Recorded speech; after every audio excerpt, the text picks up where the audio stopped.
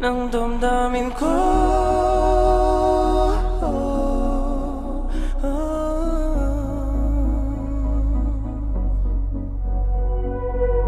Hindi mo ba ako lilisanin?